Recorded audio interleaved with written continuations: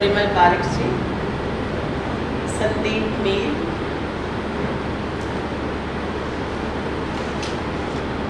उमेद सिंह जी, सहारन जी और चुल्प के उपस्थित विद्वज्जन, सबसे पहले तो आप दोनों को बधाई। प्रयास संस्थान आज का संस्थान नहीं है। 8 साल से अपनी साहित्यिक सांस्कृतिक गतिविधियों के माध्यम से इसने राजस्थान की सीमाओं का अतिक्रमण करके पूरे देश में धूम मचा रखी है। इसकी साक्षी मैं हरियाणा में रहकर भी हम हमेशा इंतज़ार करते थे इस बार घासीराम वर्मा पुरस्कार किसको मिला, इस बार कौन आए। और मुझे ये बताते हुए बेहद हर्ष की और गर्व की अनुभूति हो रही है कि अनुक्षण पत्रिका जो प्रयास संस्थान से निकली थी उसके प्रवेशांक में मेरा लेख था इतिहास की स्त्री दृष्टि, और वह आज भी मेरे पास है। उसकी 3-4 अंक मेरे पास है। और आज मैंने आते ही दिलाराम जी से कहा था कि अब वो पत्रिका कहाँ है, तो मैं उम्मीद करती हूँ और बहुत सी शुभकामनाएं भी देती हूँ कि बहुत जल्द अनुक्षण पत्रिका एक एक क्षण की साक्षी बनकर अपने समय के इतिहास को दर्ज करेगी। इसके लिए निश्चित रूप से इस पूरी टीम के साथ आप बुद्धिजीवी समुदाय का सहयोग भी इनको मिलता रहा है, इस बात का मुझे पूरा इत्मीनान है। मैं बहुत सी बधाई देना चाहूँगी अलग से डॉक्टर जबरीमल पारक को घासीराम वर्मा पुरस्कार के लिए, और मैं यहाँ बहुत विनम्रतापूर्वक और एक संकोच और एक गर्व और एक उल्लास और एक हर्ष के साथ यह भी स्वीकारूंगी कि वो मेरे अग्रज हैं, वो वरिष्ठ आलोचक हैं। मैंने तो उनसे बहुत कुछ सीखा है, और आज जब मैं उन्हें सम्मानित कर रही थी तो मैं असल में सम्मानित कर ही नहीं सकती, मैं तो स्वयं उनके हाथों सम्मानित हो रही थी। और मैं चाहती हूँ कि उनका, मेरी दिली तमन्ना है कि उनका वरद हस्त हमेशा हमारी पीढ़ी पर रहे। उन्हीं के मार्गदर्शन में उनकी निर्भीकता को अपना मूल्य बनाकर हम आगे बढ़ते चलें। मैं एक छोटा सा संस्मरण सुनाना चाहती हूँ। आज से लगभग 20 साल पहले पटियाला यूनिवर्सिटी में गोष्ठी का आयोजन हुआ था। यशपाल केंद्रित गोष्ठी थी, 2002 की बात है शायद। तब पहली बार मैं एक बड़े विद्वत समुदाय से मिली थी। मैं तो बहुत छोटी सी अपनी सीमा में रहने वाली लक्ष्मण रेखाओं में रहने वाली एक स्त्री थी। थोड़ा बहुत लिखती थी, लेकिन गोष्ठियों के माध्यम से अपनी सीमाएं तोड़कर एक बड़े बृहत्तर समुदाय के साथ जुड़ने का वह मेरा पहला अवसर था। और वहाँ पर मेरा ठीक ठाक सा भाषण हो गया, और उसके बाद जब मुझे पता चला डॉक्टर पारक है, डॉक्टर गिरिराज किशोर हैं, और भी एक गैलेक्सी ऑफ राइटर्स थी, तो मुझे याद है कि मैं बहुत संकोच में थी, और मैंने मैं नई थी, सभी मुझसे पूछ रहे थे आप हैं कौन, कहाँ से आए हैं। तो डॉक्टर पारक से बात हुई, मैंने कहा हम आपसे सीखते हैं, मैं आपको पढ़ती रहती हूँ और मुझे बहुत प्रेरणा मिलती है, और मैं तो बहुत नौसिखिया हूँ और आप ही से आगे मार्गदर्शन लेना है, मैं कुछ नहीं हूँ। तो उन्होंने कहा कि नहीं, जो मुझे इनका बड़प्पन जो मैं बताना चाहती हूँ, अंडरलाइन करना चाहती हूँ, उन्होंने कहा कि नहीं, हम सब इस साहित्यिक यात्रा के सहयात्री, तो अपनी गरिमा को हम कब बनाए रखते हैं, जब हम दूसरे की गरिमा को अक्षुण्ण रखें। हमारी विनम्रता दरअसल हमारे छद्म में नहीं झलकती है, हमारी विनम्रता हमारे नैसर्गिक आचरण में झलकती है। तो डॉक्टर पारक, उसके बाद मैं कई गोष्ठियों में मिली, मैं इग्नू में भी गई, वहाँ मीरा पर कुछ इकाइयाँ लिखनी थी, वहाँ इनसे सीखने का मौका मिला, और सीखते हुए एकेडमिक प्रशिक्षण प्राप्त करते हुए जो मैंने सबसे बड़ी चीज़ प्राप्त की वह थी विनम्रता, शिष्टता, शालीनता और सौम्यता की प्रतिमूर्ति स्वयं इंसान कैसे बन सकता है। आज भी डॉक्टर पारक मितभाषी है। अपनी एक स्मित में वो अपने हृदय का सारा उल्लास और उजास हम तक संप्रेषित करते हुए, मैं उसके बाद बहुत ज़्यादा नहीं पढ़ पाई क्योंकि हमने अपने अलग अलग राहें चुनी। साहित्य की एक परिधि है, लेकिन उस परिधि में केंद्र तक आने के लिए बहुत सी छोटी छोटी पगडंडियाँ हैं। मैंने कथा साहित्य की पगडंडी चुनी और डॉक्टर साहब ने सिनेमा और जनसंचार माध्यम की पगडंडी चुनी। लेकिन दरअसल हम अपने समय के साथ मुठभेड़ करने वाले रणबांकुरे रहे। हम सब योद्धा हैं, कलम के योद्धा हैं। हमने लड़ाइयाँ लड़ी अपने वक्त को सिरजने के लिए, अपने वक्त को दूषित करने वाली विकृतियों और विसंगतियों को उभारने के लिए। और इसीलिए मैं ये मानती हूँ कि साहित्यकार दरअसल क्या है? साहित्यकार सफाई कर्मचारी भी है और साहित्यकार एक बहुत बड़ा शिल्पकार भी है। सबसे पहले वह अपने समय की बुराइयों को उभार कर परे देता है और फिर उसके बाद उसके दिमाग में, उसके हृदय में जो भविष्य को गढ़ने का ब्लूप्रिंट होता है, उसे कुशल शिल्पी की तरह शब्दों के माध्यम से केर कर समाज के सामने प्रस्तुत करता है। आज हम जिस विस्फोटक समय में जी रहे हैं उसकी तरफ डॉक्टर साहब ने बहुत ही संक्षेप में लेकिन बहुत ही गहराई से उसकी तरफ संकेत किया है। हम धधकते ज्वालामुखियों पर बैठे हैं। हम नफरत, उन्माद, हिंसा और असहिष्णुता को मानवीय मूल्य बनाकर बैठे हैं, जिसकी वजह से आज हमने लोकतांत्रिक चेतना को छिन्न भिन्न कर दिया है। हम एक नागरिक ना बनकर हम एक उपभोक्ता, एक कंज्यूमर बनकर रह गए हैं और उस प्रक्रिया में हम धीरे धीरे स्वयं एक प्रोडक्ट में तब्दील होते जा रहे हैं, जिसे कोई भी पॉलिटिकल पार्टी, कोई भी धर्म नेता, कोई भी गुरु, कोई भी छद्म बाना पहनकर डुगडुगी बजाता है और हम मदारी के इशारे पर नाचने वाले बंदर के समाज की तरह हम नृत्य करना शुरू कर देंगे। तो आज मैं फिर से बधाई दूंगी प्रयास संस्थान को कि उन्होंने जिस पुस्तक को पुरस्कृत करने के लिए चुना है वह दरअसल हमारे समय को भूनने के लिए उस पुस्तक के शीर्षक पर ही विचार कर लेना बहुत ज़रूरी है। साझा संस्कृति, सांप्रदायिक आतंकवाद और हिंदी सिनेमा। इसे हम यह मान लें, साझा संस्कृति, सांप्रदायिक आतंकवाद, आज का समाज और हमारी भागीदारी किसी भी विकृति को बनाती है। आसमान से शासक नहीं टपकते हैं। शासक और व्यवस्थाएं, धर्म संहिताएं और आचार संहिताएं दरअसल हमारी ही भीतरी मनोवृत्तियों का, मनोकांक्षाओं का एक प्रतिफलित रूप होते हैं। तो यदि यदि हम किसी दलदल में फंसकर सांस घुटने की शिकायत कर रहे हैं तो वो शिकायत हमारी किसी दूसरे व्यक्ति को नहीं हो सकती है। हमें झांक कर अपने अंदर देखना है कि हम जानते थे हम जिन्हें दूध का रखवाला बना रहे हैं वो दरअसल बिल्लियां हैं, और फिर हम शिकायत किससे करें? साझा संस्कृति में जो एक साझा भाव है, संस्कृति को बनाता ही दरअसल साझापन है। साझेपन की अनिवार्यता का संस्कार यही संस्कृति को बनाता है। हमें अपने आप से सवाल पूछना है, क्या यह हम साझेपन का संस्कार आने वाली पीढ़ी को दे रहे हैं? जो पीढ़ी आज रोड रेज के माध्यम से, नारे लगाती हुई, कल्प्रिट्स के माध्यम से, ड्रग एडिक्ट्स के माध्यम से, बेरोजगारों की एक खफा भीड़ के रूप में हमें दिखाई पड़ती है, वह एक बिना चेहरे की अनाम भीड़ नहीं है, वह हमारे ही घर के आंगन से निकली हुई भीड़ है। हमने उनकी परवरिश की है, तो खोट कहाँ रह गया कि हम उन्हें नागरिक चेतना और एक संवेदनशीलता नहीं दे पाए।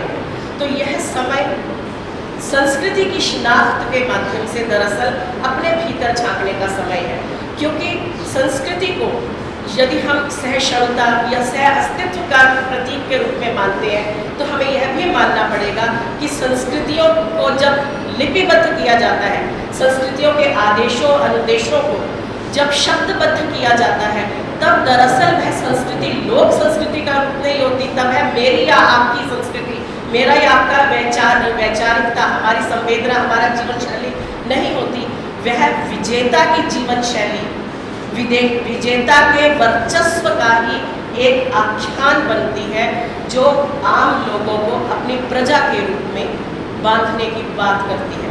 यही वजह है कि हम जब भी साहित्य पर बात करें, मुझे लगता है कि हमें आज के संदर्भ में बात करने से पहले अतीत में जाना होगा। वह अतीत उसी अतीत की हम पैदाइश हैं। वह अतीत हम पर थोपा नहीं गया है, हम अपने पूर्वजों के माध्यम से कदम दर कदम चलते हुए आज की 21वीं सदी में पहुंचे।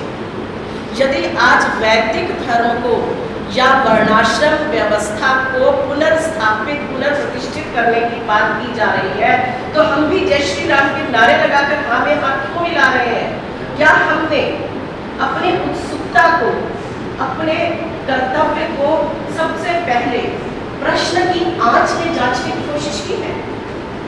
यदि हम जांचें तो हम जानेंगे कि वर्णाश्रम व्यवस्था दो चीजों का एक संयुक्त रूप है। वर्ण व्यवस्था, पितृसत्तात्मक व्यवस्था। एक तरफ हम स्त्री विमर्श चला रहे हैं, दलित विमर्श चला रहे हैं, दूसरी तरफ हम वैदिक धर्म की पुनर्प्रतिष्ठा के लिए जिस वर्णाश्रम व्यवस्था को ला रहे हैं, अनिवार्य रूप से पितृसत्ता और वर्णाश्रम व्यवस्था के विरोध में। तो हमें पुरस्कार समारोह में आकर इस पुस्तक के अवगाहन करने के साथ साथ इस तथ्य को भी जानना है कि संस्कृति की संरचनाएं कैसे होती हैं, कौन करते हैं, उसके निहित मंतव्य और स्वार्थ क्या है, उन सब से हम रूबरू हो सके, उनका विश्लेषण कर सके। दरअसल हमारे आज के विघटनशील समय की सबसे बड़ी एक कमी यह है कि आज हमने आलोचनात्मक विवेक को क्षरित कर दिया है, वह छींचने लगा है। आलोचना हाशिए पर जा हमने आलोचना को नेपथ्य में हाशिए पर फेंक दिया है। जब हम आलोचना को परे फेंकते हैं तो हम आलोचनात्मक विवेक को अनिवार्य रूप से परे फेंकते हैं, और जब आलोचनात्मक विवेक हमारी मुट्ठी से छिन जाता है तब हम कठपुतलियां मात्र बनकर रह जाते हैं। तो मैं एक बार फिर बधाई दूंगी कि इस पुस्तक के शीर्षक के माध्यम से अपने समय से जुड़ने की प्रेरणा डॉक्टर पारख ने दी है, और डॉक्टर पारख का विश्लेषण कितना गहन है यह हम इनके छोटे से वक्तव्य के माध्यम से जान चुके हैं। और यदि हम इनके साहित्य में पैठ देखना चाहें तो मैं आप सबसे अनुरोध करूंगी कि हम सब के मोबाइल, हमारी मुट्ठी में ज्ञान है, ज्ञान का समंदर हमारी मुट्ठी में बहता है। हम हिंदीसमय.com पर जाकर इनका एक ही लेख है, वहाँ एक ही लेख उपलब्ध होता है। मितभाषी भी है, संकोची भी है और नेपथ्य में भी रहते हैं डॉक्टर साहब, इसीलिए इन्होंने स्वयं को उद्घाटित नहीं किया है। उस एक लेख में चित्रलेखा जो भगवती चरण वर्मा की बहुत ही कालजयी कृति के रूप में सराही जाती है, उसकी क्या न्यूनताएं हैं, उसके क्या द्वंद्व हैं, वो द्वंद्व आज के समय में कैसे प्रासंगिक है। और उस एक रचना पर एक ही निर्देशक केदारनाथ शर्मा जब 2 फिल्में बनाता है 2 दशक के अंतराल में, तो क्या क्या परिवर्तन आते हैं। यानी समय को उन्होंने एक कथाकृति के माध्यम से ही नहीं समझा है, कथाकृति का फिल्म में रूपांतरण कैसे होता है, और समय के साथ साथ जब यह रूपांतरण होता है वह कृति किस तरह से अपने समय की जनता को, दर्शकों को या ऑडियंस को एड्रेस करने के लिए अनिवार्यतः अपने रूप बदलती है। तो यह साहित्य को पढ़ने के क्रमिक सोपान। संदीप मील की बात करूं, मैंने बहुत बहुत बधाई दूंगी, युवा कथाकार।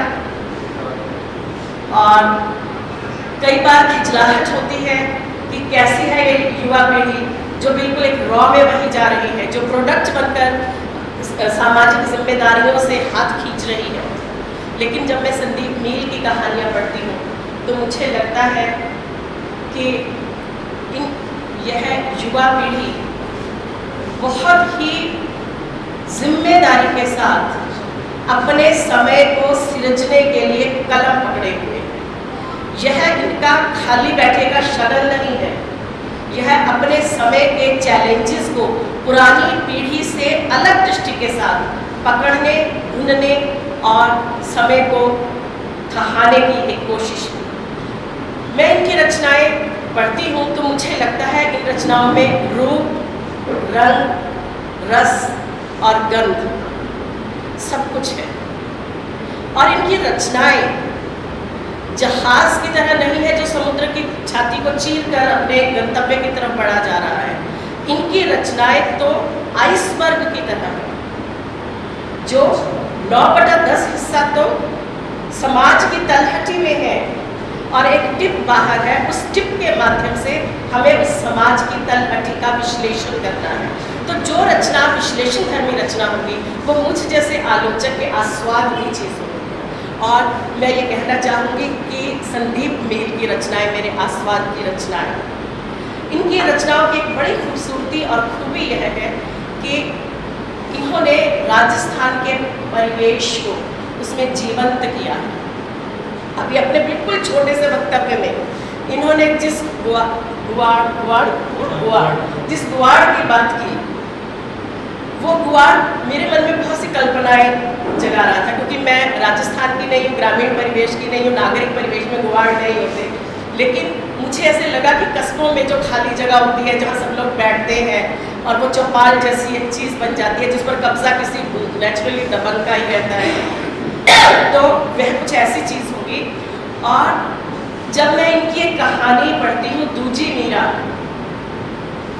तो मुझे लगता है कि यह इस कहानी के माध्यम से आज के स्त्री विमर्श को और आज के समय को तो एड्रेस किया ही किया गया है। वो जो हमारी परंपरागत आलोचना ने अपने पुरुष मनोवृत्तियों, स्वार्थों या अपने पुरुष दृष्टि से बंधकर एक स्त्री के साथ जो जस्टिस नहीं कर पाए हैं कि स्त्री की रचना सिर्फ और सिर्फ भगवान के लिए समर्पित नहीं होती, स्त्री की रचना भी पुरुष रचनाकारों की तरह अपने अंतर मन की अभिव्यक्ति होती है। तो इस कहानी में कहीं मुझे कहानी की नायिका मीरा के साथ वह 15वीं शताब्दी की मीरा भी दिखाई पड़ी, जो भक्त कवित्री हरगिज नहीं थी, जो अपनी मानवीय मुक्ति की गुहार लगा रही थी। और जब राजसत्ता ने, पितृसत्ता ने उसका दलन किया, तो वह तमाम अवरोधों को पार करके दलितों के साथ, आम व्यक्तियों के साथ अपनी नई राहों का अन्वेषण करने के लिए निकल पड़ी। उस प्रतीक को जब ये इस कहानी में लेते हैं, तो मैं जो उल्लेख करना चाहती हूँ, मैं कहानी बिल्कुल नहीं बताऊंगी, नहीं तो आप पढ़ेंगे नहीं। और ये कहानियाँ भी हिंदीसमय.com पर उपलब्ध हैं। किसी भी एक लेखक को सबसे बड़ी खुशी उस बात की होती है जब 10 लोग कहें कि हमने आपकी ये कहानी पढ़ी, हमने आपकी ये रचना पढ़ी। तो उसमें यह एक ऐसे लेखक हैं जो परंपरागत लेखन से भिन्न हटकर अपने समय की शिनाख्त भी करते हैं। मोटे तौर पर स्त्री विमर्श की कहानी होने के बावजूद यह राजस्थान के नाम पर जो एक मिथ्या गौरव, गरिमा और अभिजात्य बनाया गया है, ये उसकी पड़ताल करते हैं। राजपूत और ठाकुर किस तरह से खोखले दंभ के साथ, खोखली थोथी सावंती मानसिकता के साथ आज के समय को, विकासशील समय को अवरुद्ध करके मीरा जैसी अस्मिताओं के आगे रास्ते का रोड़ा बन रहे हैं। यह कहानी बहुत अच्छे ढंग से उसको उद्घाटित करती है।